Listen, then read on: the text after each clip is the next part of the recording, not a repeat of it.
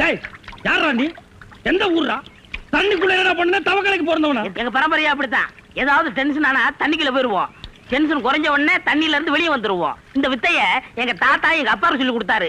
எங்க அப்பாரு எனக்கு சொல்லி கொடுத்தாரு. வித்தையாடா சொத்த? நீ வெளியூர்கார பையன். எங்க ஊர்ல டென்ஷன் ஆகிற அளவுக்கு உனக்கு என்னடா நடந்தது? கண்ணா, நல்லா இருந்த தண்ணிய நான் அடிச்சுட்டியாடா. இனிமே இல்ல மனுஷன் குடிக்க முடியுமா? எருமை தாண்டா குளிப்பாட்டலாம். என் வாழ்க்கையில முறையா இப்பதான் பொண்ணு பார்க்க பரப்பிட்டேன். எங்க அப்பா கூப்பிட்டா வரமாட்டார். அப்பாரா அவன் கடப்பார. அந்த விளங்கா மூஞ்சி நீ ஏன்டா கூப்பிட்ட? அதனாலதான் டென்ஷன் ஆகி தண்ணிக்குள்ள போயிட்டேன்.